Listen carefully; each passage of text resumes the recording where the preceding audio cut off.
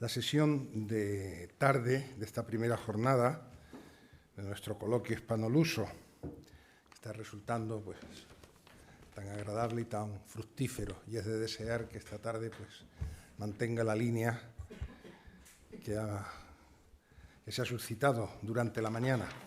Bien, vamos a, siguiendo pues, el orden lógico y cronológico de estas cosas, pues vamos a hablar ahora acerca de la Edad Moderna, la genealogía en la Edad Moderna. Y para hablarnos de ello, pues contamos pues, con tres especialistas.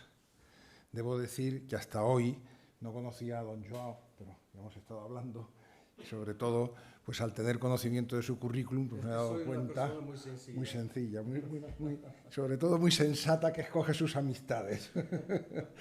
y bueno, pues viendo su currículum me he dado cuenta que no es que no debiera estar en esta mesa, sino que es un fundamento, un puntal en esta mesa redonda. Y luego pues con dos personas queridas amigas desde hace muchos años, cuyos trabajos pues, he seguido a lo largo de tanto tiempo, y en muchos aspectos pues también ejemplo para quienes hemos tenido la veleidad de abandonar los estudios genealógicos, al menos durante un tiempo, mientras que ellos han perseverado siempre, ¿no? Cosa que es muy importante. Vamos a comenzar con don Javier Gómez de Olea, siguiendo el esquema que se nos ha ofrecido de la Real Academia Matritense de Heráldica y Genealogía. Hay que decir que don Javier es ingeniero industrial del ICAE y máster en Business Administration por la Escuela de la Universidad de Pensilvania. Bien, a mí me parece esto especialmente interesante porque nos pone en contacto con ese amplio mundo de personas ajenas en principio a la profesión histórica, pero que han cultivado de una manera especial, con brillantez, la genealogía y a la que tanto debe el avance de nuestra disciplina. Es miembro de número y es director de la Real Academia Matritense de Heráldica y Genealogía y correspondiente de la Real Academia de la Historia en Toro. Asimismo, fiscal de la Asamblea Española de la Orden de Malta, como muchos sabemos, experto en genealogía hispanoamericana y, como ha quedado claro en su intervención tras la anterior mesa redonda, también experto en la identificación de falsificaciones nobiliarias. Por lo tanto, un trabajo que alguien tiene que hacer y que es tan fundamental, imprescindible en este mundo tan dado, pese a todas las, pues en fin, a todos los avances que se hayan producido en las últimas décadas y en las últimas generaciones, pues al predominio pues, de ciertas veleidades, ¿no? y búsqueda de la vanidad por encima de cualquier otra cosa. Pues hacen falta muchas personas como don Javier para que no solamente nos ilustren, sino que también para que desbrocen ciertos ámbitos. Pues vamos a comenzar con él, Javier, cuando quieras. Tendremos como 10-15 minutos para nuestra exposición para así poder disponer. Y el tema es la genealogía en estos últimos tiempos en la Edad Moderna. Pero puedes elegir bien dedicarte pues más a contarnos pues aspectos de tu propio trabajo y tu propia investigación, bien a hacer un panorama pues de la situación en los últimos tiempos, como prefieras.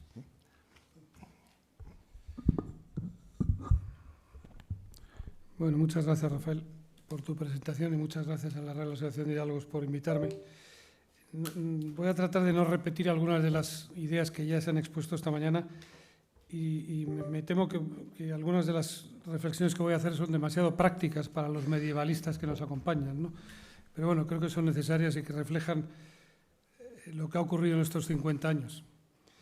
Si les parece, volvamos un poco la vista atrás. En 1975 no existía el Archivo General de la Administración, no existían los archivos de clases pasivas, no existía el archivo de Villa, prácticamente era imposible acceder a ningún registro civil municipal que se conserva desde 1840 en casi todos los ayuntamientos de España o en los que lo han conservado. No existían los archivos diocesanos. Si se deseaba hacer una investigación, había que ir parroquia por parroquia, pueblo por pueblo. Es decir, realmente España en ese momento estaba, desde el punto de vista genealógico, muy atrasada. Sí, por supuesto, estaba el Archivo Histórico Nacional, el Archivo de Simancas, el Archivo de Indias, los protocolos, no tan ordenados como están hoy en día, la Chancillería de Valladolid, la Chancillería de Granada, pero estábamos a años luz de lo que después nos hemos encontrado, ¿no? Y todo eso fue poco a poco cambiando a lo largo de estos años y abriendo muchas nuevas fuentes de investigación, muchas nuevas fuentes de documentación con las que no contábamos en ese momento. En el año 75 todavía estábamos lamentándonos, y hoy seguimos lamentándonos, de la destrucción documental que había ocurrido solo 36 años antes, ¿no? La mayor destrucción documental de la historia de España ocurre entre el año 36 y el año 39. Y generó enormes frustraciones de personas que no podían documentar sus pretensiones ni sus genealogías, y que no había manera de buscar alternativas. Bueno, pues con la apertura de estos nuevos archivos y de estas nuevas fuentes, no, evidentemente se ha podido suplir todo, pero bueno, se ha podido suplir una parte de esa carencia documental que fue destruida entre el año 36 y el año 39, ¿no? Todo este universo de nuevas fuentes yo creo que ha cambiado radicalmente la genealogía, sobre todo en la etapa más moderna, quizá en la etapa medieval no tanto, porque no hacían falta estas fuentes para esas investigaciones, pero desde luego en la etapa moderna sí. Y después, en los últimos 10 o 15 años, ha surgido todo un nuevo mundo, llamémoslo nuevo mundo para no hablar solo del mundo digital, pero ya hemos hablado, ha aparecido Pares, que te permite consultar muchísimos documentos desde el salón de tu casa. Ha aparecido Family Search, y puedes estar viendo los libros de Cuzco o los libros de Potosí o los libros de Santiago de Chile desde tu casa en Madrid, que es algo sorprendente, ¿no? Han aumentado de una manera terrible las conexiones sobre todo con el mundo genealogistas hispanoamericanos, con el que yo estoy muy vinculado, ¿no? Antes todo era golpe de carta, eran meses entre un escrito y la respuesta, ¿no? Y ahora es en el momento. Y por lo tanto, para mí uno de los cambios que ha habido, por lo menos en la parte de la genealogía que yo hago, es la transformación enorme de la relación con los genealogistas de países hermanos de América, con los cuales se están haciendo, y yo estoy escribiendo varios trabajos de investigación, y comunicamos por la noche. No hace falta esperar una carta, no hace falta esperar, no, es inmediato y on the spot, como dicen los americanos, ¿no? Todo eso ha generado todo un nuevo ambiente de investigación transoceánico que no se daba antes y que permite, bueno, investigar muchas cosas que desde España las olvidábamos porque eran inaccesibles, y desde América más todavía porque estaban muy lejos, ¿no? Y habían transcurrido muchos años desde la independencia de sus países, ¿no? Pero este nuevo mundo abre nuevas avenidas de estudio, ¿no? Antes hablábamos de la genealogía genética, ¿no? No sé a dónde llevará eso, pero en América está efervescente todo este asunto, ¿no? Y dilucidan parentescos en base a cargas genéticas de unos y otros, y rechazan parentescos, algo para mí todavía lejano en lo que yo entiendo de todo ese mundo, ¿no? Pero entiendo que puede ser muy interesante para el futuro, y no solo, como hemos visto antes, para las genealogías modernas, también para las antiguas, ¿no?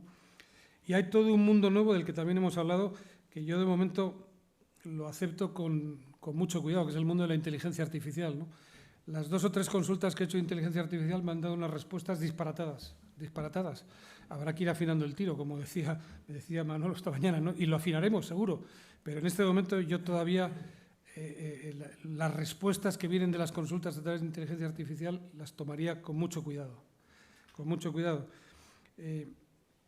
Ha habido en estos años algo que para mí también ha sido muy interesante. Desde España es poco conocido, pero cada 2 años se celebra un pequeño congreso que se llama la Reunión Americana de Genealogía, en la que muchos de los que estamos aquí hemos participado, y yo llevo participando desde hace 23 años, ¿no? Eso ha contribuido a generar una relación muy cercana, de colaboración, como antes decía, y de publicación y de amistad, que ha cambiado radicalmente el panorama de la investigación. En mi opinión, es imposible entender la genealogía española sin tener la componente americana, y para ellos todavía mucho más, claro, sin entender la componente española, ¿no? Y todo esto, y es la última reflexión con la que yo quería terminar mi intervención, yo creo que ha cambiado un poco la actitud con la que los genealogistas y los investigadores nos enfrentamos a las investigaciones. A lo largo de los años, esta riqueza de fuentes nos ha hecho tener un espíritu mucho más crítico que el que hubo en los años anteriores, entre el 40 y el 75, mucho más iconoclasta. Ya no nos importa mucho quién escribiera ese trabajo o quién hiciera esa investigación si llegamos a la conclusión de que no era correcta. Y esa no es una falta de respeto, pero es un cuestionamiento más sistemático de lo que encontramos. Yo creo que ha hecho, bueno, pues, aflorar una serie de investigaciones, en algunos casos molestas, en algunos casos muy inconvenientes para algunas personas o para algunos linajes, pero que estaban ahí y que había que sacarlas a la luz, ¿no? Todos nos hemos hecho, quizá yo creo que en parte por la riqueza, como antes decía, de lo que llega a nuestras manos, muy diferente de la que llegaba a manos de los genealogistas de los años 40 o 50, nos hemos hecho mucho más incisivos en lo que analizamos. Hacemos genealogías con muchísimo más detalle. Si tú lees libros excelentes de genealogía de los años 50, tienen fechas, pero muy pocas. Ahora hay fechas en abundancia, a veces en exceso.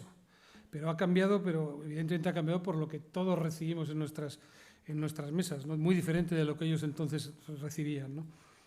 Y queda mucho por hacer. Hay grandes ciudades de la historia de España que todavía las parroquias están dispersas. Toledo, por ejemplo. Investigar en Toledo es sumamente complicado, ¿no? Y en muchos otros lugares, ¿no? Y todo esto, esta riqueza de información ha hecho que en los últimos 40 o 50 años se hayan visto publicaciones excelentes, ¿no? Algunas ya las hemos mencionado esta mañana, ¿no? Las revistas de Hidalguía, las revistas de los anales de la Real Academia Matritense, las revistas de los institutos americanos, tienen excelentes trabajos de genealogía, muchas de ellas sobre personajes españoles a los que les perdimos la pista hace mucho tiempo, ¿no? Hace unos días se publicó un trabajo sobre los descendientes del pintor, no me acuerdo si era Pacheco, un pintor importante del Siglo de Oro, y la descendencia está en Lima. Bueno, nadie en España sabía eso, ¿no? Y muchas otras circunstancias muy parecidas, ¿no?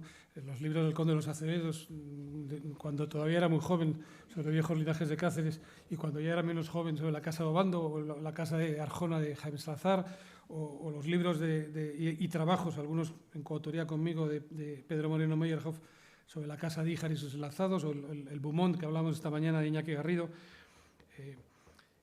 Pero bueno, y muchos más que no quiero citar unos y no otros, pero yo creo que esa riqueza que también se dio en las publicaciones entre los años 25 y 35, diría, hasta la guerra, si se analizan los dos grupos de publicaciones se verán que son muy diferentes. Y no, con esto no descalifico ni mucho menos los trabajos de Amadeo Launet o de Javier Ibarra, Javier Ibarra es algo posterior, pero tenían un componente algo diferente, sobre todo en el detalle que después hemos logrado aportar a los libros, ¿no? Y todo esto ha hecho que, no quiero tampoco que suene presuntuoso, pero sí hemos vivido o estamos viviendo una época muy interesante de la genealogía española. No sé si es la edad de oro otra vez, evidentemente no, nunca es la edad de oro, siempre se puede mejorar, siempre se pueden hacer muchas cosas, pero tampoco despreciemos lo que hemos hecho, porque yo creo que en estos 50 años se han publicado cosas excelentes, se han hecho magníficos trabajos de investigación, hay otros muchos que están en marcha, y sobre todo, como antes decía, para mí que soy profundamente hispanista o americanista, la colaboración con los genealogistas americanos va a ser un punto de inflexión a partir de ahora, ¿no? Y con estas ideas de la riqueza de las nuevas fuentes, el nuevo mundo, los criterios nuevos de los genealogistas y todo el mundo de la producción científica que hemos hecho en estos años, bueno, me gustaría que después pudiéramos tener una breve conversación, ¿no? Pero esos eran los 4 o 5 puntos de los que yo quería hablar hoy. Muchas gracias. Muchas gracias, Javier, y también por atenerte al tiempo establecido. Yo creo que esa perspectiva que has abierto sobre el mundo hispanoamericano es extraordinariamente importante. Lo ha sido en este tiempo atrás y todo apunta a que lo va a seguir siendo y incrementado además, ¿no? Y creo que será un buen tema posiblemente después, pues, para poder seguir nuestro coloquio. Bueno, ahora contamos pues nada menos que con don José Miguel de Mayoralgo y Lodo, conde de los Acevedos, querido amigo desde hace muchos años. Yo siempre que preguntaba por José Miguel a compañeros, amigos, gente aquí, sobre todo cuando venía a Madrid, y siempre me lo representaban o me lo pintaban trabajando en un archivo, ¿no? Ese es el hombre que siempre ha estado trabajando en un archivo desde casi su más tierna infancia, y acumulando información. Y yo siempre pensaba, el día que José Miguel comience pues, a publicar todo eso que tiene, claro, ha empezado a publicar y ahora pues empieza a ver. Bueno, yo ya leí hace muchos años y tengo en casa su estupenda Casa de Obando, eso ya era un indicativo de por dónde podían ir las cosas. Después, como ahora me contaba, yo esto ya no lo conocía, pues todos estos trabajos y publicaciones sobre el registro de la Real Estampilla en el Palacio Real. Bueno, él ha trabajado sobre todos los archivos imaginables en España y en América, ¿no? Y un trabajo especialmente interesante, porque ya me han hablado de él en Sevilla, que es el estudio que está haciendo prosopográfico y genealógico, lógicamente, pues sobre la Real Maestranza de Caballería de Sevilla desde su origen hasta nuestros días, ¿no? Pues con la semblanza de todos y cada uno, los que ha podido, que me imagino que habrá sido el 99,9% de los maestrantes que ha podido identificar y seguir la pista, ¿no? El 100%, ¿no? No queda ni uno. Bueno, pues este es José Miguel, que además pues fue durante largos años casi, podríamos decir, mitológico secretario de la Matritense de Heráldica y Genealogía, y académico de la Real Academia de Extremadura, cosa que nos sirve pues de estupendo puente para con nuestros amigos y hermanos portugueses, pues para que si hiciera falta todavía un eslabón, pues aquí lo tenemos, lo hemos encontrado, ¿no? Bueno, pues José Miguel, yo es que querría preguntarle tantas cosas, querría saber tantas cosas, ¿no? Desde sus comienzos, porque yo creo que es, sinceramente lo creo, la persona que más ha frecuentado los archivos y la genealogía a pie de obra de España, ¿no? Entonces, su testimonio sobre lo que ha significado la genealogía a lo largo de esos años es que me parece un testimonio fundamental, y es lo que yo te pediría, no sé qué es lo que has preparado, te diría, bueno, cuéntanos también cómo fueron tus comienzos, cuéntanos cómo ha sido tu evolución, cómo ves el panorama actual, bueno, en fin, lo que quieras. Muchas gracias por tus afectuosas palabras. También mi gratitud a la Real Asociación de Hidalgos, a la cual me honro también en pertenecer, y con mucho gusto pues contesto a tus preguntas. Es cierto que yo empecé muy joven, empecé con 17 años, me metí en un archivo y no he salido de los archivos. Cualquier día yo digo de broma que alguien en algún sitio cogerá un legajo y me encontrará allí archivado. Pero bueno, yo desde luego digo también de broma que prefiero que me falte el aire a que me falte un archivo en el cual investigar. Yo empecé con 17 años metiéndome en un archivo en Cáceres, que por cierto, Javier, sí acaba de constituirse el archivo diocesano en 1968. Yo reconozco que he sido una persona afortunada en mis comienzos, porque yo he tenido grandes facilidades. Cuando yo empecé no investigaba nadie, es decir, yo entraba en el archivo diocesano con el permiso del obispo y con el permiso de los porteros del obispo, y yo entraba a la hora que quería, los domingos por la mañana, los domingos por la tarde, los lunes, los martes, mañana, tarde, a la hora que fuese. Cuando moría un obispo iba a ver al siguiente, el cual me autorizaba, y por lo tanto yo tenía manga ancha para entrar en los archivos. En el archivo de protocolos yo recuerdo que tampoco investigaba nadie. Estaba la llave detrás de un armario, que cogía la llave y entraba en el archivo, y de vez en cuando aparecía el bedel para subirme el legajo que yo pedía. No investigaba nadie. Es decir, esto en el año 68, 69, en Cáceres, que era donde yo vivía en aquel momento y donde yo ejercitaba toda esta actividad investigadora, no había absolutamente nadie. Ya algunos años después, en el año 1973, se crea la Universidad de Extremadura y empiezan a fluir ya otro tipo de investigación. Pero la investigación que hacía era fundamentalmente de una materia que se había popularizado en aquel momento y que era la que predominaba en los ambientes universitarios, que era la demografía.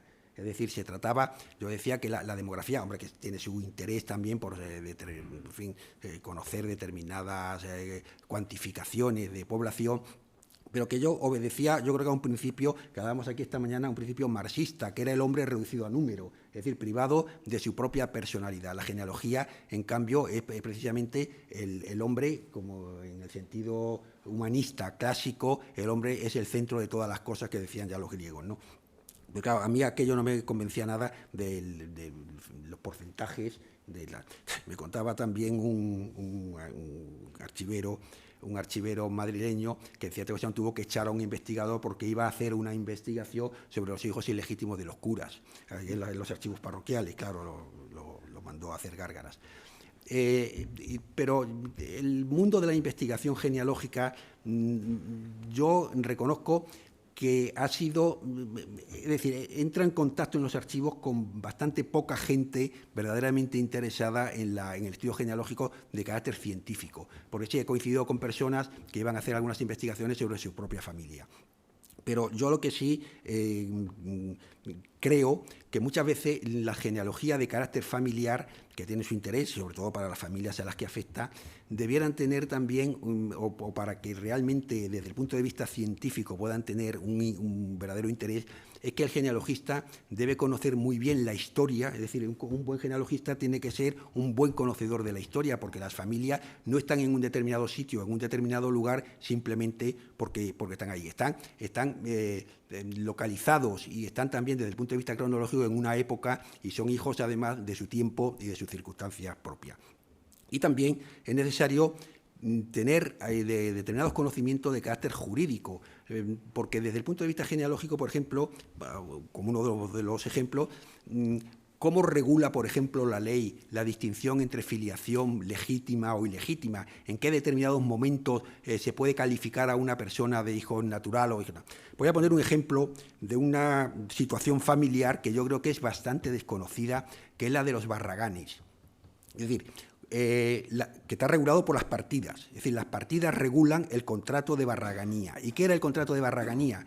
Pues dicen las partidas que el adalid que necesite una mujer podrá concertar un contrato de barraganía. El adalid era el caudillo, que normalmente era una persona de gran linaje, que estaba casado con otra señora de gran linaje. Para evitar los riesgos que ocasionaba a su mujer la posibilidad de ser cautivada por los moros, lo cual eso hubo organizado desde el punto de vista político, militar y económico, por su rescate, una serie de circunstancias, y puesto la mujer quedaba en retaguardia, alejada, y como dice el Génesis, que no es bueno que el hombre esté solo, pues se le procuraba pues, que se buscase una mujer. Se hacía un contrato, es decir, tenía una regulación jurídica, y los hijos de esa unión, que eran los Barraganes, tenían también establecido en las partidas un estatus jurídico especial intermedio entre los hijos legítimos y los hijos naturales, es decir, eran más que los hijos naturales. Este contrato, bueno, las partidas, como saben ustedes, no estuvieron realmente vigentes y simplemente como derecho supletorio se reconoció en las Cortes de Alcalá de Henares de 1348. Pero una serie de conocimientos jurídicos en esta materia, en temas nobiliarios, en temas de títulos, etcétera, todo eso contribuye, ese mejor conocimiento, a que la genealogía no sea solamente una sucesión de nombres, matrimonios e hijos. Este tema de una sucesión continuada es un tema que a mí siempre me preocupó, porque yo leía las genealogías antiguas y eran unas genealogías donde era una relación de matrimonios, pero rara vez se mencionaba una fecha. Entonces no se sabía muy bien si una persona estaba hablando de personas de familia de generaciones del siglo XVI, del XVII o del XVIII. Y esto a mí siempre me preocupó, hasta tal punto que yo cuando empecé los estudios genealógicos, la primera preocupación para hacer una genealogía fue precisamente esta. Entonces yo hice las genealogías de Cáceres a través de un libro impreso, que era el Memorial de la Casa de Ulloa, que se había publicado en 1675, que adolecía de esta circunstancia, es decir, una relación de sucesiones, y rara vez había alguna fecha en la que se podía medianamente datar de quién se estaba hablando. Por eso me metí en las parroquias en archivo diocesano, me metí en las parroquias de Cáceres y lo que hice fue esa misma Memorial de Ulloa, articular todas las genealogías que allí establecía, poniéndole a la gente las fechas de su bautismo, de sus matrimonios, de su defunción, con lo cual ya se sabía perfectamente de qué persona estamos hablando, porque el establecer en una familia el exacto entorno cronológico en el cual se está moviendo, yo creo que es fundamental. La generación, bien hay que decir en descargo de los genealogistas antiguos, que tenían, en aquel momento no estaba permitido que los particulares entrasen en las iglesias a consultar los libros parroquiales. Había habido falsificaciones y la Iglesia no lo permitía. Yo, a lo largo de mi recorrido por las muchísimas parroquias que he ido, he visto falsificaciones, es decir, las falsificaciones están puestas normalmente aprovechando un hueco, siempre al final de una página, con letra distinta, y yo en mis anotaciones que hacía de las partidas ponía siempre falsa, está en la última página aprovechando hueco, con lo cual yo ya a mí mismo me estaba dando una alarma para determinar si esa partida era o no. Las genealogías antiguas ya en el siglo XIX, en que sí, yo creo que se permitía ya la entrada en la Iglesia, porque sobre todo el tema para la opción a las capellanías, ya eso había desaparecido, que era normalmente para lo que se falsificaban las partidas, pues ya se había... Y fue en España un autor importante, que fue don Francisco Fernández de Betancourt, que en una obra monumental que se llamaba Historia genealógica de la monarquía española, Casa Real y Grande de España, en 10 gruesos volúmenes de gran formato, es el primero que de una forma sistemática empieza a recoger los datos parroquiales, es decir, a cada persona de la que trata, en la medida en que le sea posible, le establece su fecha de bautismo, su fecha de defunción y, en su caso, su fecha de matrimonio. Sin embargo, muerto Fernández de Betancourt, que muere en 1916, nadie siguió eso, es decir, la genealogía de los años 20, 30, incluso 50 o 60, la inmensa mayoría no tenían fechas, con lo cual incurrían otra vez en el defecto que antiguamente padecían los genealogistas antiguos. Con lo cual, yo eso lo he procurado siempre obviar, en el sentido de que yo quería que todas esas personas figurasen con sus fechas. Y creo que los libros parroquiales son realmente la fuente fundamental para ese tipo, luego completada ya con protocolos notariales, escrituras de capitulaciones matrimoniales y otros muchos documentos. Pero las parroquias es la fuente fundamental. No lo han entendido así algunos. Yo, por ejemplo, para el trabajo que estabas tú comentando antes de la maestranza de Sevilla, hablé hace unos años con un erudito local de un pueblo de Huelva, donde le preguntaba de un maestrante de esa zona si tenía la partida de bautismo tal, y ante mi sorpresa, siendo el erudito local, el cronista oficial, no había investigado en el archivo parroquial, no sabía nada de las personas, con lo cual demuestra que el archivo parroquial muchas veces no ha sido nunca objeto de investigación por parte de los eruditos, lo cual constituye un craso error. Y bueno, pues yo quería comentar esto, es decir, que las fuentes documentales hoy están mucho más accesibles gracias precisamente a la constitución de los archivos parroquiales, de la constitución también de los archivos de protocolo, que todos se han modernizado, y también el acceso de la documentación.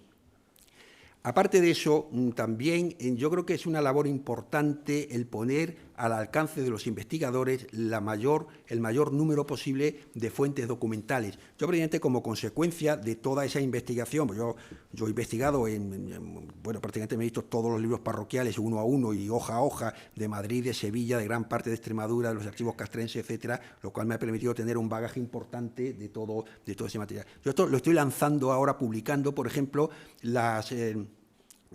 he publicado todos los matrimonios madrileños del siglo XVIII de personas relevantes, pero de personas relevantes, ellos, sus hijos, sus padres, sus esposas, su mujer, en fin, un amplio abanico familiar, o sea, miles y miles de personas. Lo mismo con matrimonios de madrileños del siglo, también de la segunda mitad del siglo XVII, ahora estoy preparando los difuntos de esa misma época, también estoy preparando lo mismo de las bodas castrenses, que son 9.000 libros castrenses de toda España, que también me he visto todo, un libro a libro y hoja a hoja, y claro, la cantidad de datos que salen ahí es inmensa. Entonces, toda esa información yo la quiero poner y estoy poniendo al acceso del público.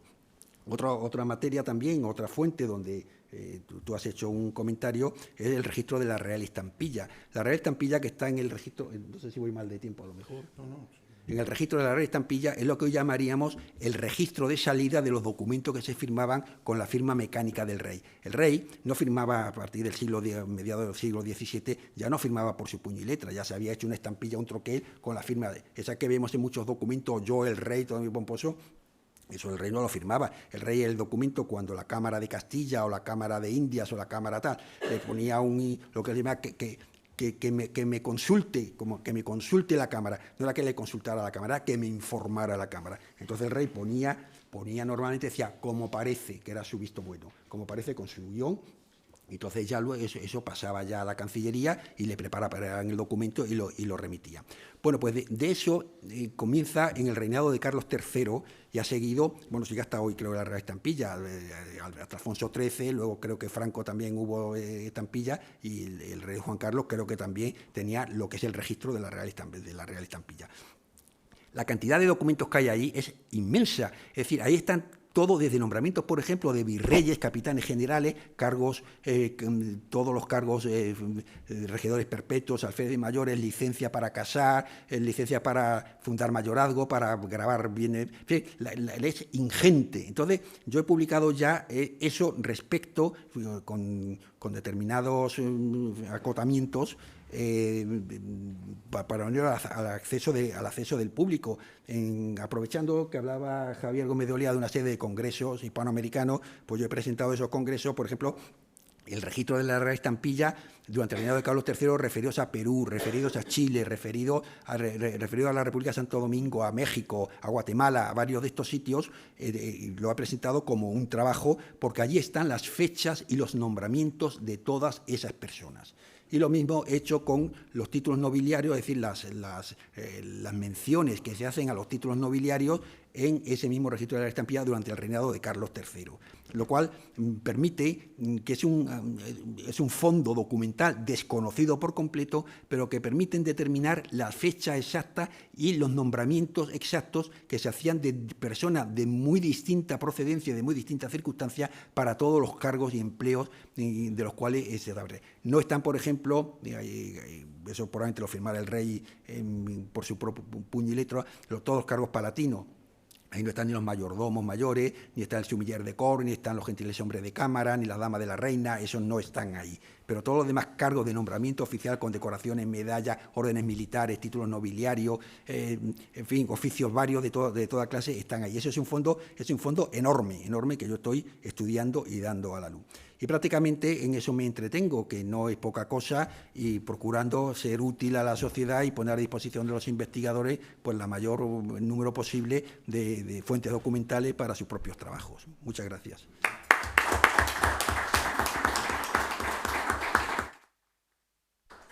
Creo que ahora vamos a necesitar la pantalla, ¿verdad? Sí. Por favor. Sí. A ver si pudiera. Muy bien, sí, pero nos va a venir muy bien. Y así, mientras nos la ponen, pues yo les doy algunos breves datos para que sitúen el público español a don Joao de Figueroa Rego, que es doctor y mestre en Historia Moderna, es vicedirector en la actualidad del Centro de Humanidades de la Facultad de Ciencias Sociales y Humanas de la Universidad Nova de Lisboa, que es donde ejerce su docencia. Es socio de número del Instituto Portugués de Heráldica.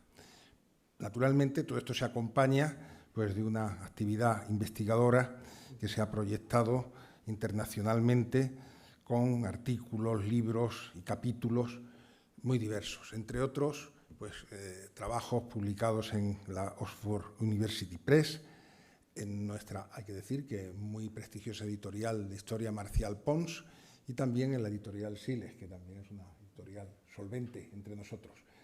Pues, profesor Figueroa Rego. Muchísimas gracias. Empiezo por una cosa que no es protocolaria, pero de gratitud, que es a las organizaciones que estuvieron involucradas en la organización de este coloquio, la oportunidad que nos dieron a todos y a mí en particular de participar en esta sesión. Por eso, muchísimas gracias a todos y es un honor participar en esta mesa redonda que por acaso es rectangular, pero me gusta mucho hablar sobre estos temas, sobre todo después de oír, como esta mañana tuvimos la oportunidad de oír cosas tan interesantes, tan desafiadoras como las que oímos sobre la historia y la genealogía, y en una perspectiva ibérica y no solo. Solo voy a pedir una cosa, es porque cuando empiezo hablando por veces me olvido y voy a pedir a nuestro querido presidente, que me haga el favor de decirme por qué no te callas. Que además suena muy real. Y por tanto, queda libre para hacerlo. Para hacerlo. Pues de las muchísimas cosas que hemos oído hablar, todas tenían, porque a medida que las presentaciones iban sucediendo, yo tenía cuestiones para discutir, para cosas para hablar con todos los ponentes, no solo por la calidad de sus ponencias, como por el interés de los problemas que han puesto. Y he dicho a mí propio, pero ¿cómo voy a hacer? No puedo hablar de todo, es imposible, pero me he acordado que el año pasado la Ciudad de Geografía de Lisboa, en su sección de historia, me ha invitado a hablar sobre el interés de por qué continuar estudiando genealogía en los tiempos actuales y sobre todo en los parámetros de la historia de la época moderna. Y además debo decir que esta cuestión que me ha puesto la presidenta de la sección me ha dejado perplejo, porque ¿cómo alguien de historia puede ponerse esa duda? ¿No? ¿Por qué continuar hablando de genealogía y de esas cuestiones? Ahí sí, sí. Es que no se oye. Se oirá mejor. Se oirá mejor. Ah, perfecto. Y por eso, por esa cuestión, he empezado, ¿qué es que voy a decir sobre eso? Y después también se ha hablado sobre las problemáticas que las modernas tecnologías, las cosas como inteligencia artificial, como otros problemas que se ponen desde el punto de vista técnico, pueden contribuir para mejorar la aportación al estudio de las cosas de historia y de genealogía. Debo decir del mucho que he oído hoy mañana, y mucho no significa nada pejorativo, al contrario, es mucho porque es bueno todo lo que he oído. Algunas cuestiones se han puesto sobre por qué justamente hablarse de estas cuestiones y por qué se hablaba también de situaciones que tenían que ver con las falsificaciones y otras situaciones que tenían conexión con los estudios genealógicos. Pues, desde luego, algunas cosas han sido ya dichas sobre las aportaciones de las herramientas que hoy tenemos a nuestra disposición, y me gustaría apenas de aportar una más, porque supongo que es novedosa para todos. Y que es un investigador francés de mi centro de investigación en la Universidad Nova, que es Hervé Baudry, y que se ha creado un programa llamado Transcribos. Y eso, Transcribos, no es más do que un programa que tiene como preocupación hacer, a través de miles de imágenes, un estudio comparado de los códices y de los escritos más antiguos y otros más modernos. ¿Para hacer o qué? Para hacer precisamente lo que se había hablado hoy. Dar respuesta a los que no tenían preparación paleográfica. Y en ese estudio que ha tenido una ayuda internacional, porque se ha convertido en proyecto internacional y ha sido, por tanto, financiado por dineros de la Comunidad Europea, Hervé Baudry ha creado un instrumento que, según ello, y hasta ahora no podemos decirle que sea un error, tiene cercano de 94% de, eso es casi coreano, 94% de éxito en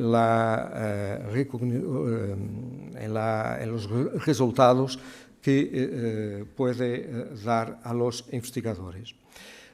Todo eso, y hablando de esto, podemos pensar hace muchos años, pues, ¿qué diríamos nosotros de la Internet o de otras cosas que hoy nos parecen tan del día a día y en su época eran como que una obra de Julio Verne? Con este trabajo, que no voy a hablar más sobre ello, puedo después dar indicaciones sobre cómo consultarlo en la web.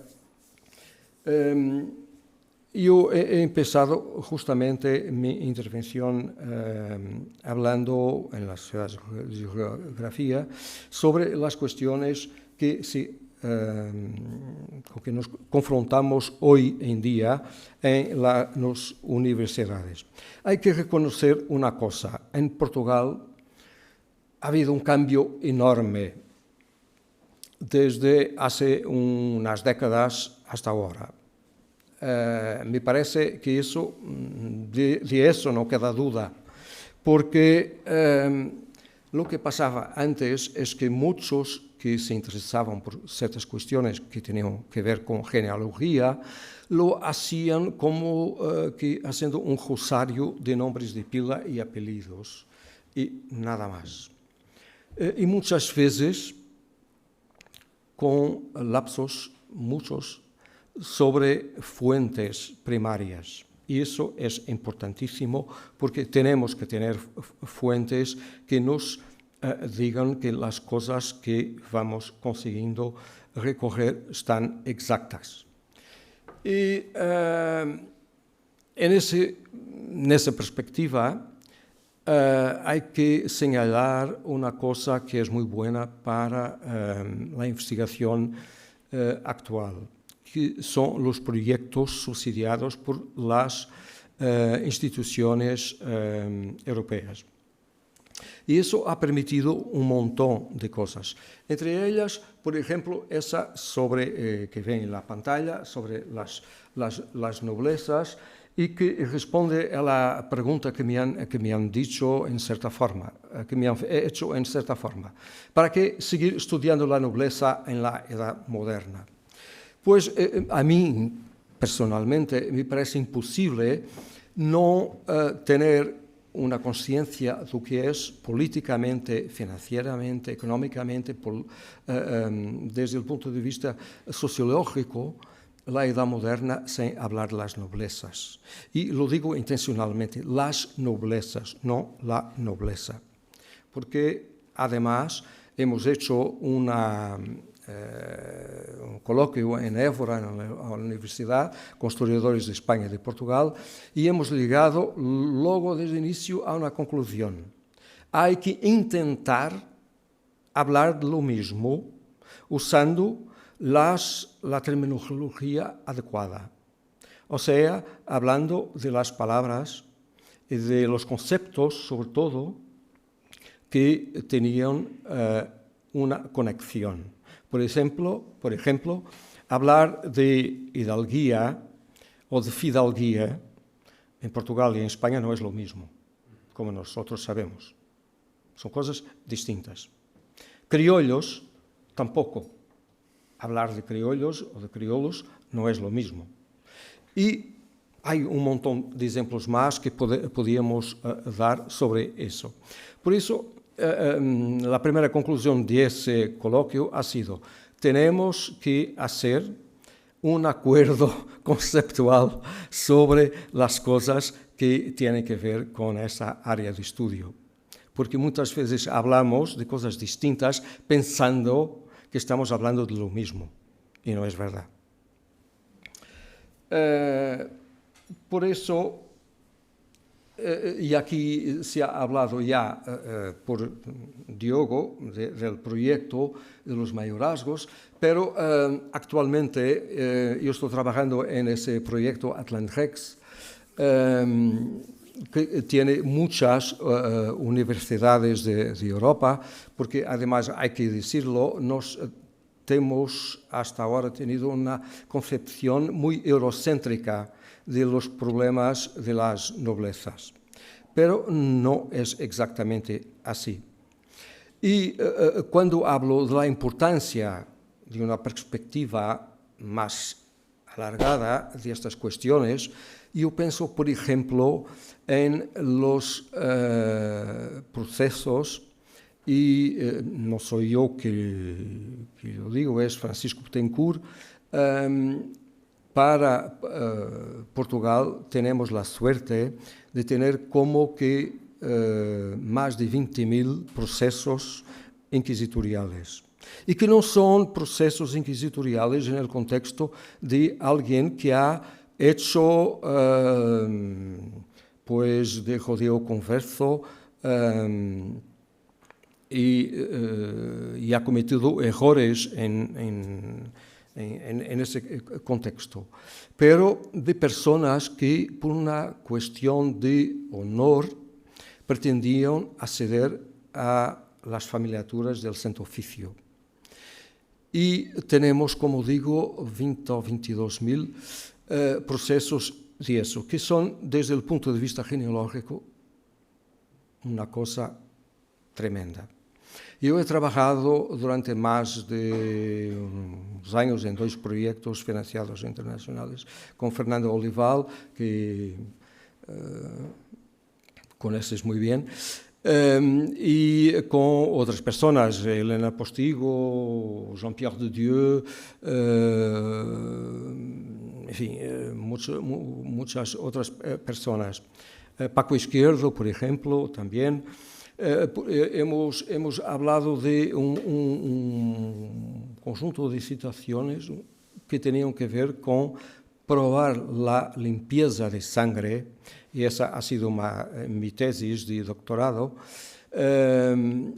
sobre la importancia de probar la limpieza de sangre en todas las instituciones, porque era una cosa, además, importantísima para que la corona pueda garantizar los servicios no solo en la metrópoli, como en el imperio.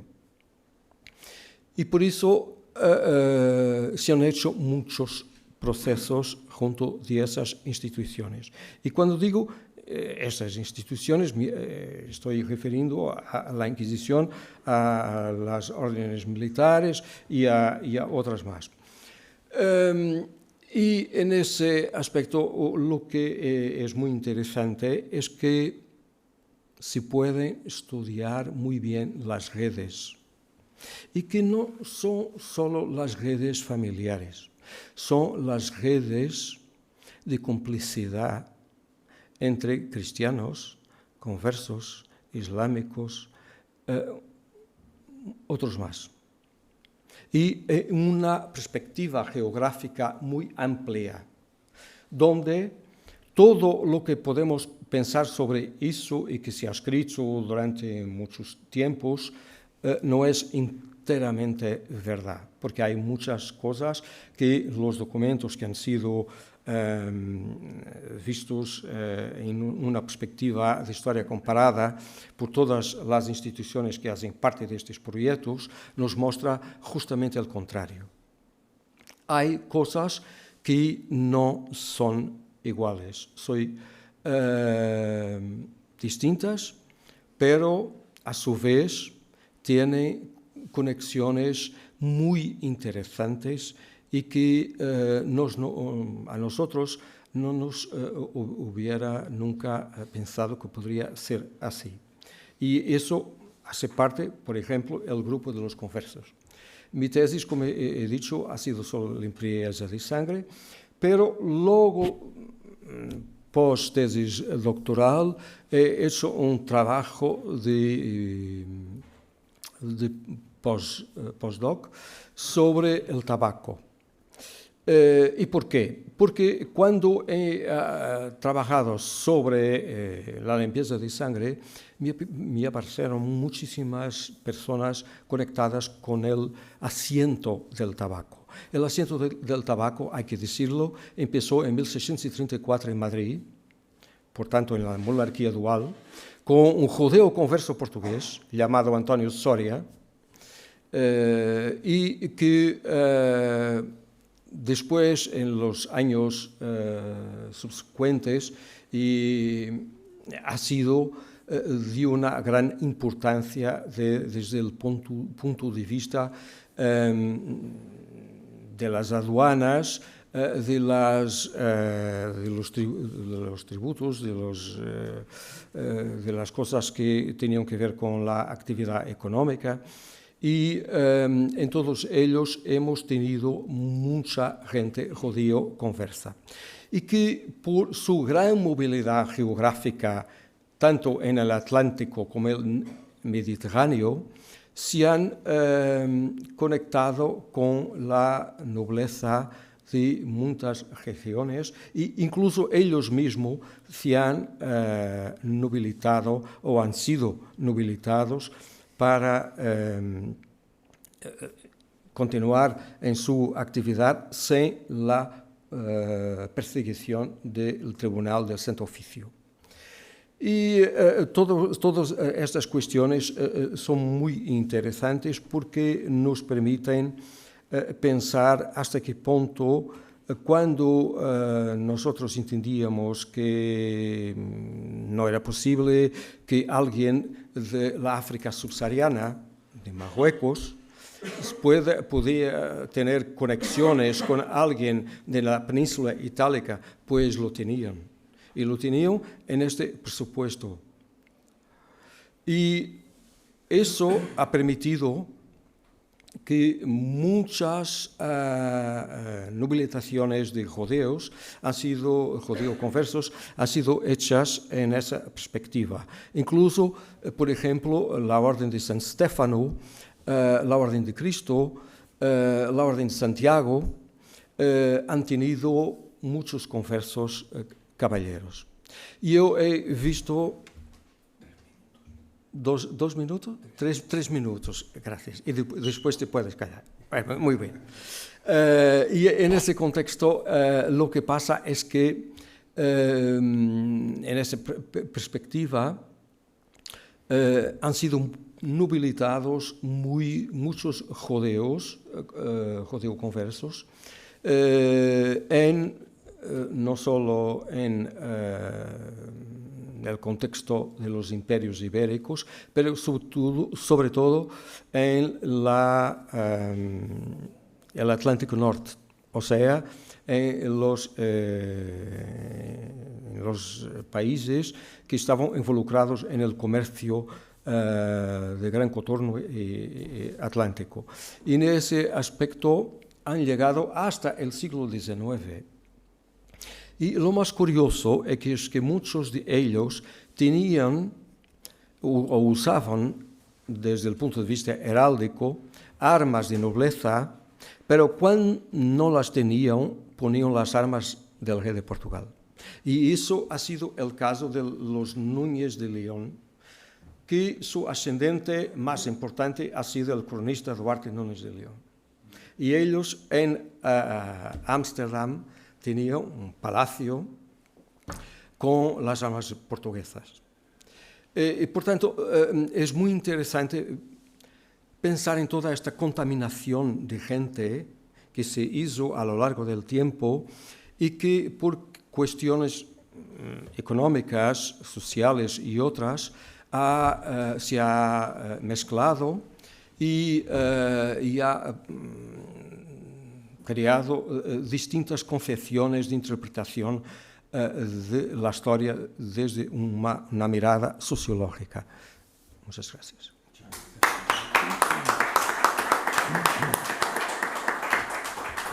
Muchas gracias, profesor, por esa introducción a esos distintos ámbitos.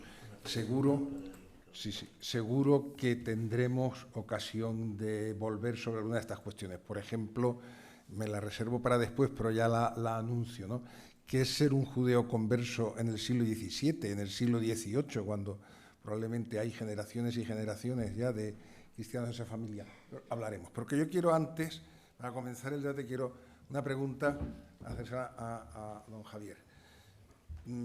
Por su experiencia hispanoamericana, sus recorridos, su participación durante tantos años en estos encuentros, ¿podría hacernos un panorama de en qué países hispanoamericanos actualmente se está trabajando mejor la genealogía? ¿Hay trabajos más interesantes, avances metodológicos, trabajos más fiables?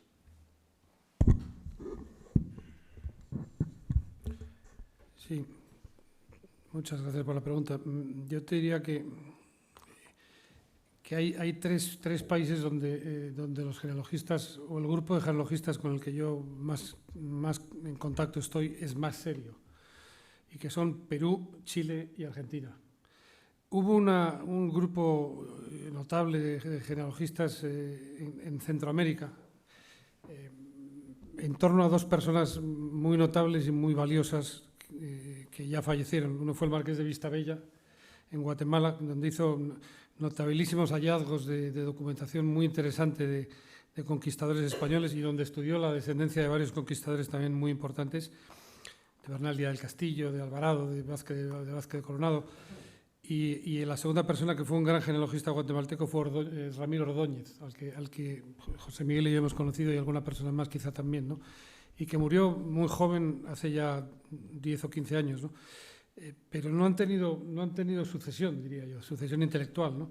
Sin embargo, en Perú y sobre todo en Chile, diría yo, hay una colección de jóvenes genealogistas importantísima. Hay una nueva generación que ya está empujando, y hay una vocación de publicar enorme. Publican una cantidad de trabajos constantemente, y de libros, ¿no? Verdaderamente envidiable, ¿no? Siendo nosotros la fuente de la genealogía hispanoamericana, no llegamos a ese nivel de publicaciones bajo ningún concepto, ¿no? Y yo creo que hay otros países donde hay enorme afición, pero quizás no tanta profesionalidad. Por ejemplo, Argentina, aunque hay un grupo de genealogistas argentinos muy notable también, ¿no? Pero yo diría que esos tres son los más importantes. Quizás es donde además, y luego hay alguna excepción en un país muy importante para nosotros, que es México, donde nuestro correspondiente y gran amigo Javier Sánchez, profesor de la UNAM de México, pues ha hecho trabajos muy importantes y tiene un grupo de colaboradores y de personas que trabajan con él de enorme mérito, ¿no? Pero hay otras, por circunstancias políticas, como pueda ser Cuba o como puedan ser Venezuela, donde todo ha quedado congelado hace 20 o 25 o 30 o 40 años, y es muy difícil que se vuelva a resucitar, ¿no? Pero claro, Perú, es que Lima y Ciudad de México eran las dos ciudades más importantes de América. Ahora vemos Buenos Aires, que es una gran metrópoli. En el siglo XVIII Buenos Aires era insignificante para España. Era una plaza fuerte en el fin del mundo. Si nos oyen los argentinos, si me oyen me asesinarían, ¿no? Pero es la verdad. En la época imperial española, la ciudad de Buenos Aires no tenía la importancia que tenía Lima, ni muchísimo menos México, ¿no? Y por tanto las familias españolas que se establecían en Lima, en México esencialmente, ¿no? También en Santiago de Chile en mucho menos número, ¿no? Te quería preguntar una cosa, abundando en eso, sobre el panorama hispanoamericano. La cuestión de los genearcas, que yo llegué a conocer a través de Narciso Vinayán, alguna de sus obras, ¿se ha avanzado en eso o piensas que eso es una línea que no tiene mucho interés? Porque claro, a mí me parece una cosa, si se confirmase todo esto, ¿no? Todo lo que él plantea en su momento, y que me imagino que otros, me parece una cosa fantástica, ¿no? Y de un valor histórico, sociológico extraordinario. o sea, la búsqueda de genearcas, como ellos los llaman, el primero, digamos, que llega a América desde España, sigue en vigor absolutamente, ¿no? Y en algunos casos lo han logrado demostrar. Y hay genearcas que después se expanden sus descendencias por todos los países, ¿no? O sea, las fronteras de las que hablamos esta mañana eran fronteras inexistentes, ¿no? Y además la gente se movía con una facilidad asombrosa. Hoy nos cuesta 12 horas viajar a Santiago de Chile. Entonces les costaba meses y iban varias veces a lo largo de su vida. Iban y volvían, iban los hijos, volvían. Es decir, la gente, los españoles y los portugueses de esa época se movían, cruzaban el Atlántico con una facilidad que hoy me parecería asombrosa, ¿no? Pero como antes decía, sí es verdad que siempre llegó uno, el primero, ¿no? En algunos casos lo han logrado demostrar, en otros muchos pues esa búsqueda sigue, ¿no? Pero es un concepto que ellos lo tienen muy a gala, el concepto del genearca, ¿no? Y a nosotros nos cuesta más pensar en un genearca, porque en qué momento de la noche de los tiempos lo ubicamos, ¿no? Pero para ellos es muy fácil. Siempre hay un señor que pasa de América o de Portugal a Brasil o cualquier otro país, ¿no? El gran asunto es que algunos de estos, no algunos, decenas de estos, se convierten en patriarcas, vamos a llamarlo así, pues prácticamente bíblicos, de los que se puede probar la descendencia de miles y miles de personas distribuidas en zonas geográficas muy amplias, que tienen entre todos vínculos de parentesco no efectivo, pero real, ¿no? Y que hoy no son efectivas, pero que durante mucho tiempo, en los tiempos virreinales, lo fueron, por lo menos durante varias generaciones, con lo cual pasar de esas redes familiares a redes de interés político, económico, social, etcétera, pues es muy fácil y es muy tentador. Entonces a mí es que me parece un campo, perdona porque estoy abusando de mi papel como moderador y acaparando la cosa, pero es que me parece, cuando te he oído hablar de esto, digo, no, es que le tengo que preguntar a ver cómo está esto, porque yo de hecho he escrito alguna cosa sobre los genearcas. Yo le doy una importancia suprema a la posibilidad, porque simplemente es la posibilidad de trasladar lo que eran las estructuras familiares propias del mundo ibérico, del siglo XVI, del siglo XVII, trasladadas a América con toda efectividad, lo cual también de alguna forma nos da respuestas sobre no solo cómo se adaptaron los españoles a América, sino de las razones, de los portugueses evidentemente también, de las razones de su éxito, de las razones de ese trasplante, porque no se trasplantan solos, exclusivamente como individuos, como hoy haríamos, ¿no? Sino que siempre un concepto de grupo familiar que además reconstruyen allí y además con enorme éxito, ¿no? Y todo eso tiene unas consecuencias, creo yo, acerca del rápido establecimiento y del éxito de la presencia ibérica en América extraordinaria. Pero bueno, en fin, como digo... Sí. Un comentario, Rafael. Es que eso es absolutamente así. Es decir, el modelo de sociedad español se traslada a América con sus peculiaridades, ¿no? Pero a lo largo de los siglos hay muchos americanos que poseen mayorazgos muy importantes españoles. El último varón de la Casa de Lara es un peruano que muere en 1850, que es el Marqués de Lara. Ese señor, su padre, vence en pleito al conde de Peñaranda, al conde de las Amayuelas, no Peñaranda, perdón, al conde de... el padre de don Jorge Manrique... al conde de Paredes de Nava, al duque de Nájera y al conde de las Amayuelas. Es decir, a grandes casas tituladas españoles hay un pleito por la sucesión del mayorazgo de Amusco, que es un mayorazgo del siglo XIV, y lo gana un peruano. Es decir, la sociedad española tenía una ramificación en América de la misma calidad nobiliaria que podía tener en España. Hay varios momentos en los que se litiga por el mayorazgo de los Borja y aparece un señor ecuatoriano que era de una línea legítima, pero que era Borja, de verdad. Cuando se litiga por el mayorazgo de los almirantes de Castilla, se persona un mexicano que se llamaba Parada Enríquez y que era legítimamente un Enríquez. Es decir, la leyenda negra de que América va a lo peor de la sociedad española no puede ser más mentira a lo largo de la historia, porque no es verdad. No es verdad, va de todo, incluido gente de primera categoría nobiliaria que a lo largo de los siguientes 300 años litigan por mayorazgos españoles de primera categoría, por títulos españoles, a veces ganan, a veces pierden, ¿no? Como ocurre en España, pero esa es una leyenda negra completamente falsa, ¿no? Yo estoy absolutamente convencido de que el porcentaje de hidalgos, que por lo menos en los primeros tiempos, en las primeras generaciones, pasa a América, es muy superior al porcentaje de hidalgos en la población española en ese momento. algunos estudios que se hicieron en su momento sobre ciertas huestes y tal, y dan unos porcentajes pues que solamente se podían dar en ciertas zonas de España, pero claro, si tenemos en cuenta que además la mayor parte de los componentes de estas huestes son gente que procedían del sur, en las primeras generaciones del sur de España, donde el porcentaje de hidalgos era muy inferior, pues quiere decir que es que se estaban pasando a América del orden del 5 veces más en cuanto a porcentaje de hidalgos de los que había en sus regiones de origen. Es que efectivamente eso de que es la escoria de la sociedad es absolutamente falso. Lo que sí me gustaría preguntar a los colegas portugueses si en Brasil ocurre algo parecido. Sí, perdona, porque en Portugal era muy frecuente decirse que atravesar el Atlántico no habilitaba.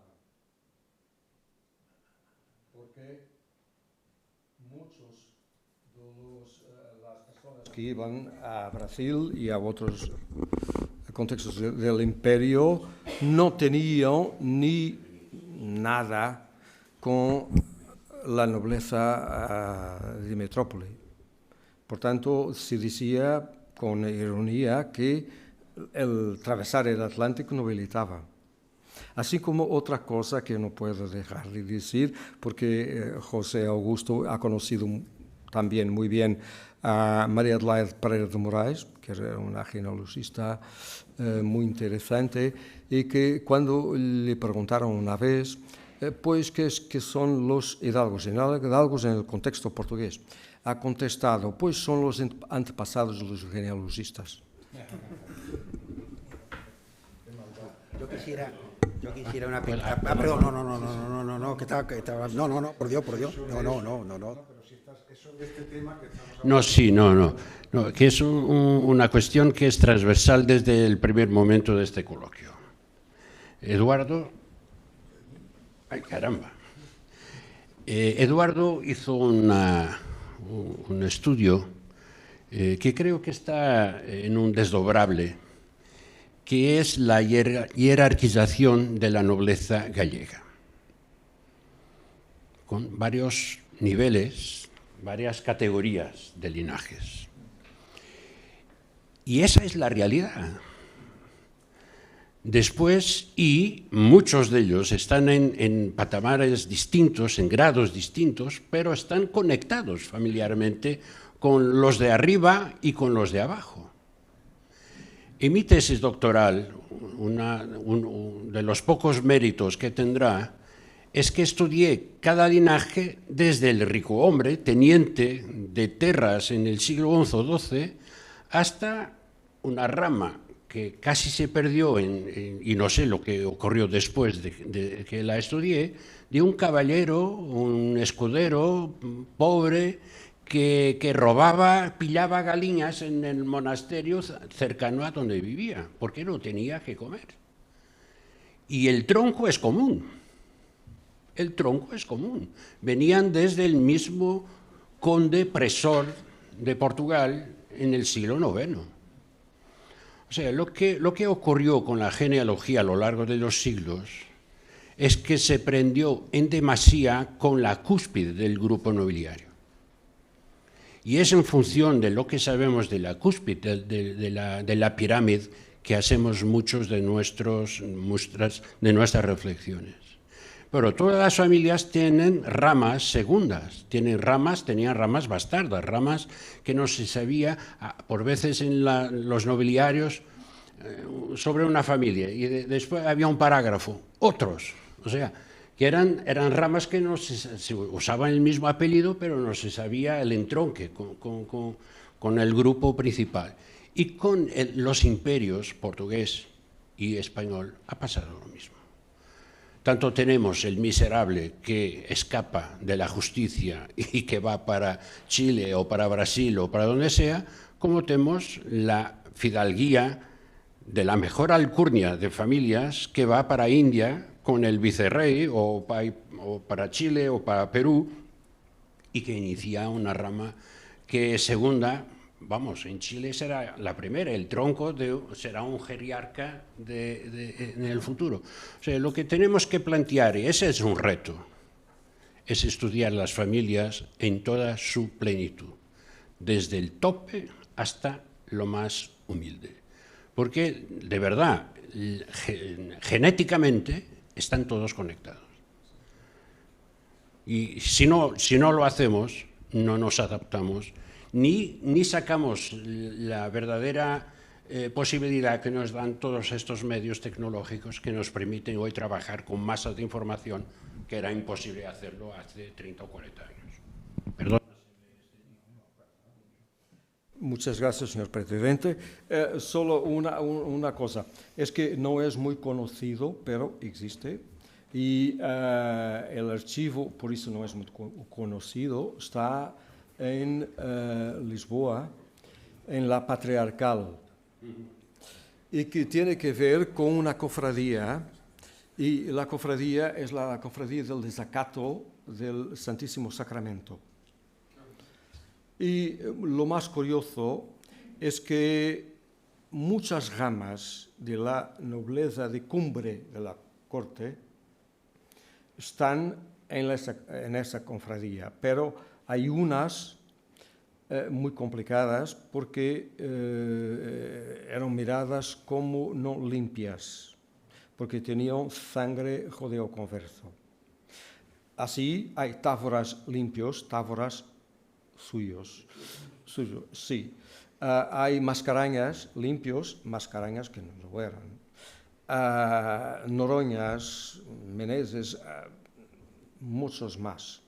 Y eran parientes entre sí y eran nobleza titulada. Pero se hacía esa distinción. Y solo cuando en 1773 el Marqués de Pombal ha terminado con la distinción en los cristianos nuevos y viejos, esa cofradía ha sido también extinta. Y no es por acaso que el cardenal Paulo Carvalho y su hermano el Marqués han entrado para esa cofradía. Perdón. Sí, es que estamos entre una cosa, y este tema que le han preguntado lo vamos a abordar, pero para terminar con esto, porque me parece que... Solo para continuar por Portugal, solo para decir un par de cosas sobre eso. Los españoles no sé si conocen, pero Francisco Betancourt acaba de publicar un libro sobre los nuevos cristianos, se dice así, ¿no? Sí, cristianos nuevos, que es increíble, es una historia del imperio portugués ultra conectado a través del caso de los nuevos cristianos. Es verdaderamente un trabajo ejemplar.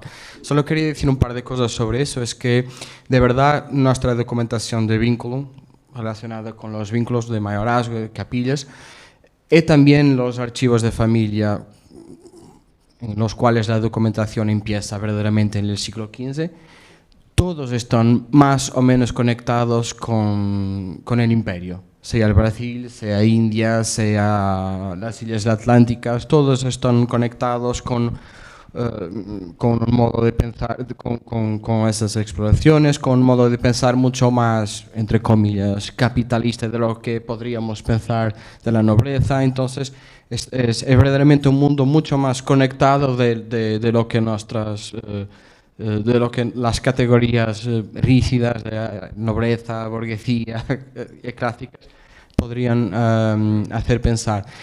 Yo creo que esto es muy importante también para nosotros, para pensar cómo continuar los estudios, continuando por lo que hablábamos de mañana, porque de verdad hoy en día las nuevas tecnologías nos permiten mirar los problemas de otra forma, pero precisamos de gente para trabajar, y para eso precisamos de dinero, de ir a buscar el dinero.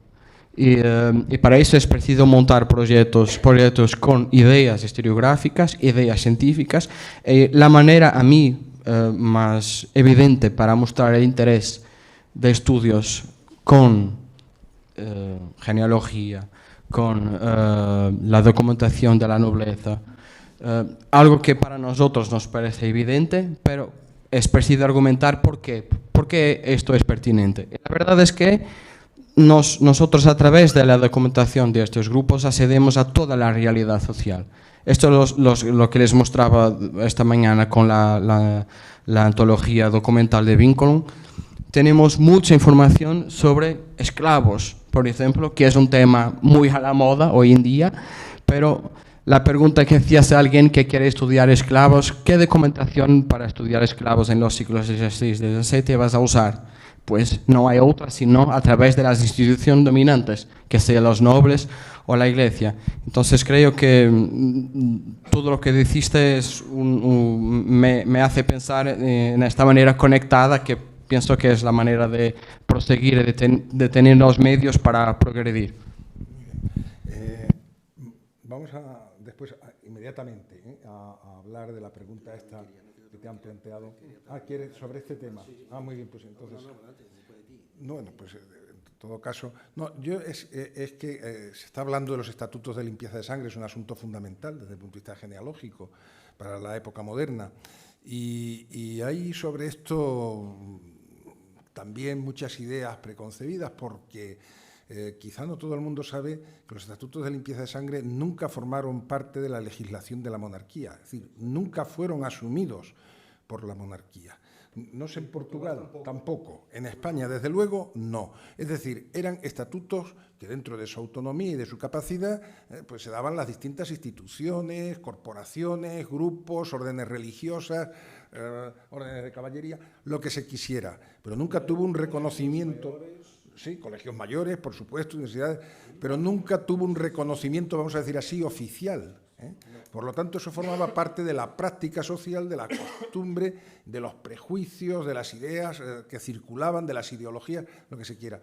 Pero nunca fue ley general, lo que quiere decir que siempre hubo, porque lo hubo, enormes resistencias también a su implantación, y no solo por los posibles afectados, sino también por muchos, pues, vamos a llamarlo así, cristianos viejos que no estaban para nada de acuerdo pues, con su contenido, ni eso.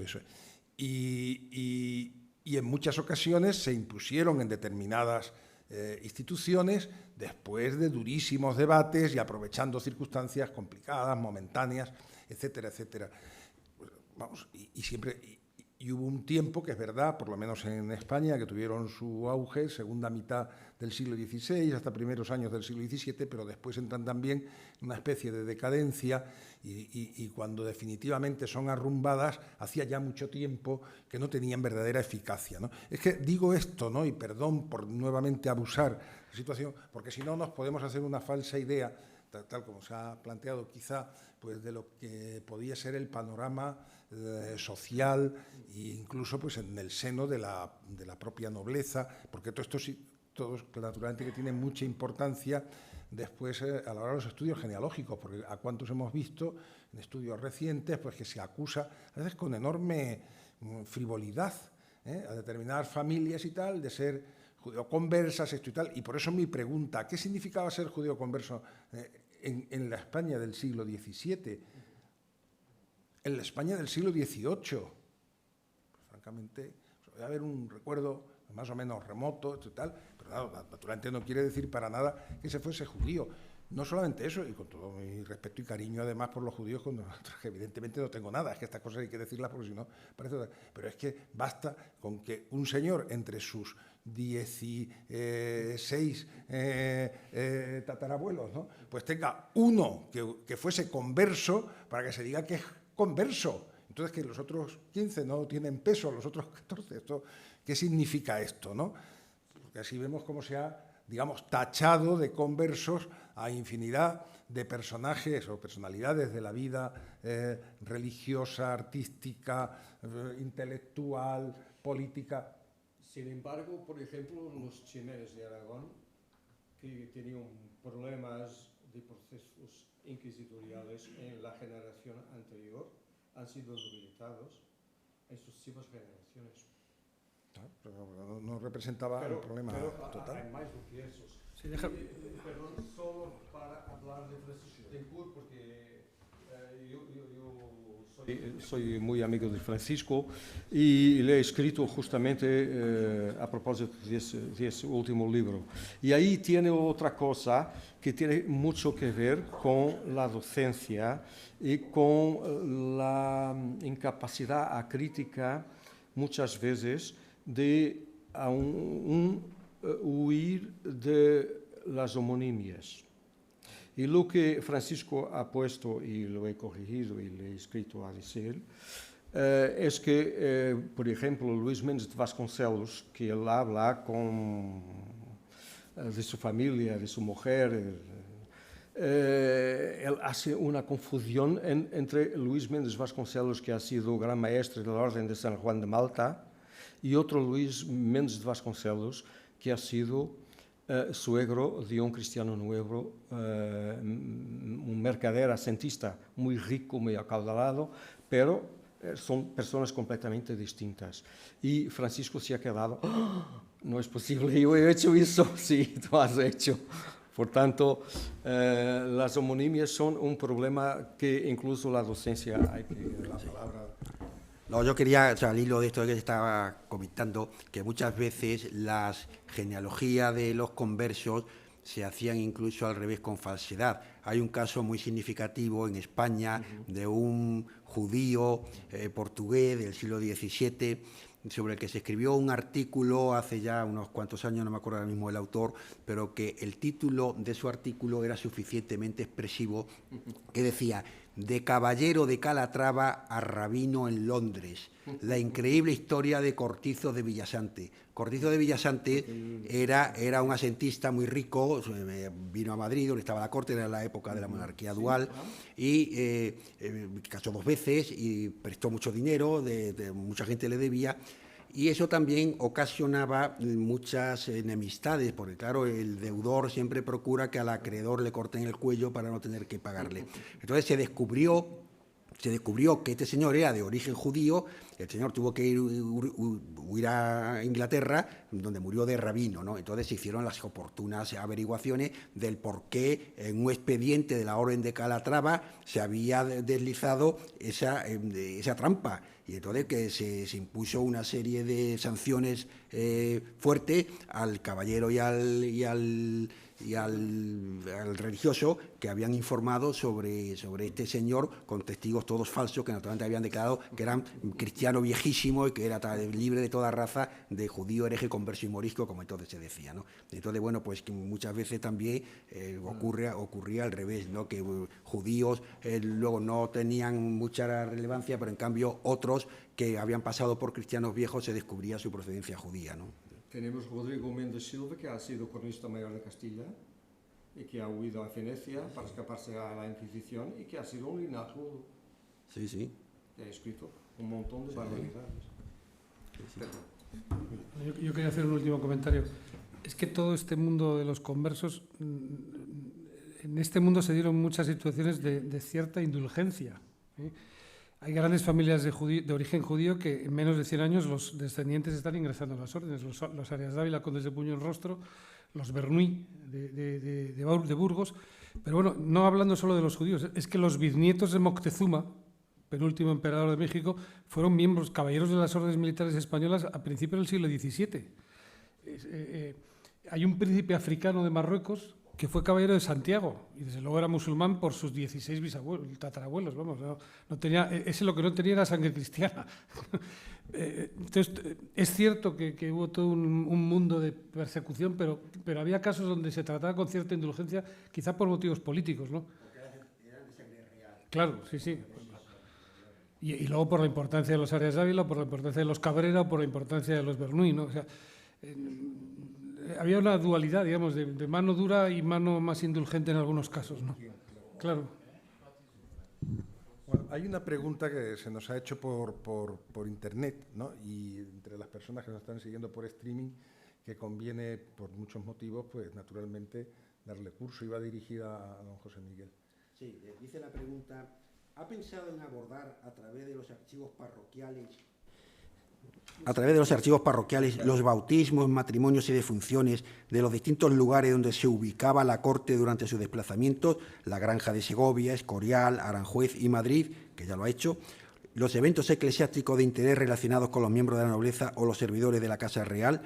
Bueno, pues yo a este respecto tengo que decir primero que en las ciudades propiamente dichas no, pero en estos trabajos que he estado haciendo, pues, por ejemplo, sobre las defunciones en Madrid, se inscribían también muchas personas de la corte que fallecían en estos sitios, en el Escorial, en La Granja, en Aranjuez, etcétera, porque muchas veces lo que se hacía era que se estaban recogiendo no solamente las muertes en Madrid, sino las muertes de personajes de la corte. Es decir, en realidad funcionaban muchas veces las parroquias de Madrid en su conjunto como un EPD también de reflejo de la corte del rey, donde quiera que estuviera. Ahora, también hay muchas personas que han casado, bautizado, etcétera, en estos lugares donde residía la corte. Pues también hay otro punto importante, que era, a partir de 1751 se crea la jurisdicción palatina, y en ese sentido todos, no solamente los miembros de la familia real, sino también todos los gentileshombres criados del rey y todo lo que estaban dependiendo del rey, se inscriben. De tal manera que existe en el archivo del Palacio Real, está los libros parroquiales de Palacio, donde además hay una clasificación bastante complicada, porque está, por una parte, libros de miembros de la familia real, otros de miembros de la familia real, pero cuando estaban en reales sitios que no era Madrid, los personajes de la corte, los criados de menor interés, las personas a las que apadrinaban el rey o algunas de las infantas también tienen libros especiales. Entonces hay un conjunto donde muchas personas de todos estos lugares están asentados en libros que están en Madrid. Entonces yo creo que con eso queda contestada la pregunta. ¿Hay alguna pregunta más que se quiera plantear? Manuel. Tiene que ver únicamente con algo que yo realmente desconozco, pero que has citado, y me gustaría que, al menos en sus líneas generales, la diferencia, porque dijiste que no es lo mismo un fidalgo portugués y un hidalgo español. ¿Cuál es la diferencia principal, entonces? Es que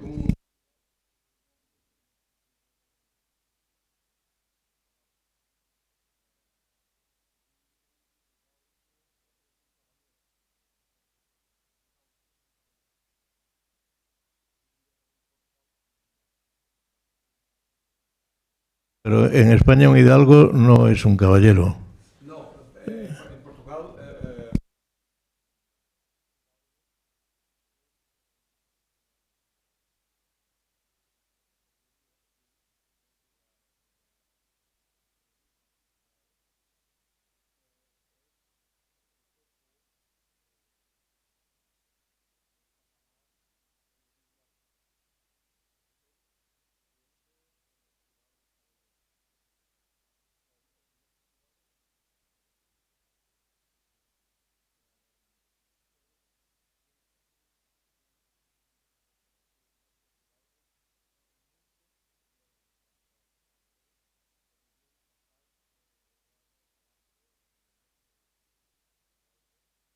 porque les daba ejercicio en el paso, al contrario de los otros, porque había una edad límite, donde era eso. Los fidalgos en Portugal eran la cumbre antes de las casas titulares, de los condes, los marqueses y así. Decía, porque yo creo que en España a veces esto no se utiliza muy bien. A veces se utiliza la expresión de que los hidalgos eran la baja nobleza, y yo creo que eso no es exactamente así. Es decir, la condición hidalga era la misma de un campesino asturiano, donde la proporción de hidalgos era enorme, que del miembro de una alta nobleza que no tenía título nobiliario. ¿Qué era? Pues era un hidalgo. Sí, pero lo que hay es una diferencia de carácter no estrictamente jurídico, porque tan hidalgo era el campesino que estaba arando sus propias tierras, como el duque de Medinaceli, que, por ejemplo, en un lugar le hicieron litigar su nobleza, porque cuando uno se avecindaba en un determinado sitio tenía que proporcionar, y por unos motivos que hay, al duque de Medinaceli le obligaron a litigar su nobleza.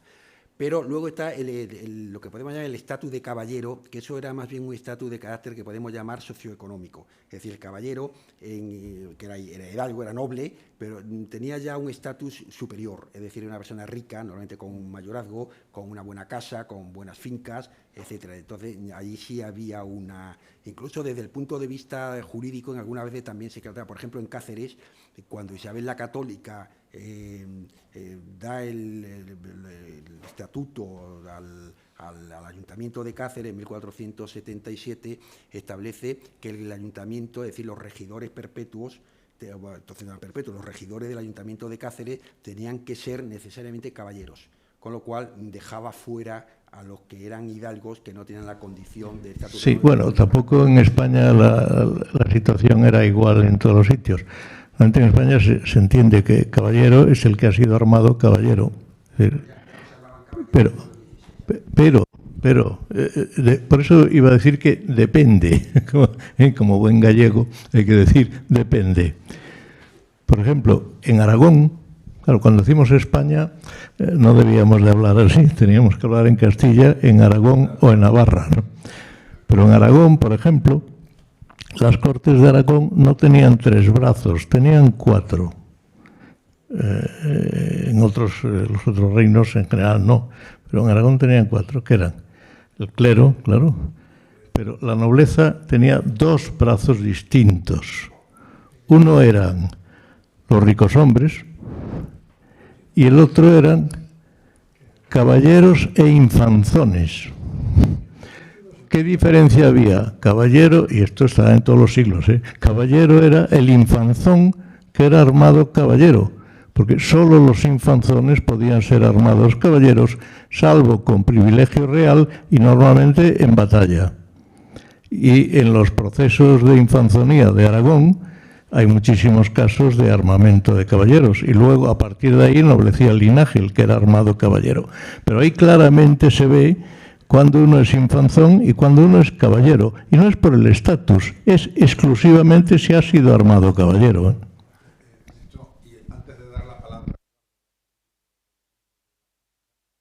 Pero en estas cosas hay que tener siempre en cuenta, efectivamente, el dónde, porque no es lo mismo en un sitio, y el cuándo, porque también hay una gran evolución y no es lo mismo ni el siglo XIII, ni el XV, ni el XVII. Entonces, ahí hay una evolución en el concepto, en la equiparación, en lo que es caballero, en lo que significa en cada momento, etcétera, etcétera. Entonces, bueno, entrar en eso sí que ya esto desbordaría. Esto sí que nos quedamos hasta mañana. Únicamente, y ya terminó. En Aragón se mantuvo siempre hasta el proceso de acabar la sociedad estamental. Como yo dirigí la extracción de los procesos de infanzonía, esto se mantiene en el 17 y en el 18.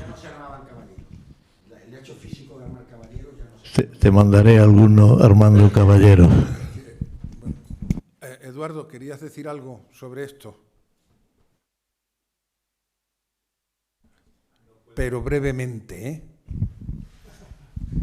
Que no se puede pontificar sobre esto porque estamos confundiendo dos cuestiones que no son las mismas, son distintos, son parámetros distintos.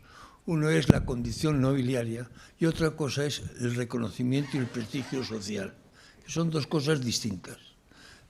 La condición nobiliaria es una, no hay más, una, y es la hidalguía. Ya está. Es absurdo, que es lo que decía yo esta mañana, el error en el que caen los modernistas al confundir la nobleza y distinguir la nobleza y la hidalguía. No, es lo mismo, nobleza y hidalguía es lo mismo, como condición, estatus jurídico. Y otra cosa es el prestigio social, el reconocimiento social, que es muy distinto. El paisano de Asturias que solo tiene su terruño con un pequeño vínculo mayorazgo y un gran título del reino con grandes propiedades, un estado señorial. Bueno, claro, tiene un reconocimiento social muy distinto. También era muy distinto ser un escudero en el siglo XIV, en Galicia, o ser un escudero en el siglo XVI. Son dos cosas, son dos mundos distintos, aunque tienen el mismo reconocimiento y el mismo estatus social, ¿no? O ser un caballero de una orden, que es cuando se llama caballeros. Tiene razón José Miguel en el cruzamiento de caballero, pero lo que llamaban un caballero en el siglo XVI era un caballero de órdenes, ¿eh? Y ese tenía una posición social muy superior a un hidalgo normal, muy distinto, pero jurídicamente era lo mismo. que era el fundamento, la clave está en la exención fiscal, por supuesto, pero luego había otros privilegios anejos, ¿no? Es lo que yo quería un poco dejar claro. Lo has dejado perfectamente claro. Muy bien. Bueno, pues yo creo que podemos levantar la sesión, despedirnos hasta mañana y creo que podemos decir que hemos cumplido con nuestro deber, ¿no? Muy bien, pues muchas gracias. Avisa que mañana es a las 10:30, me parece, ¿no? Cuando empieza esto. Sí.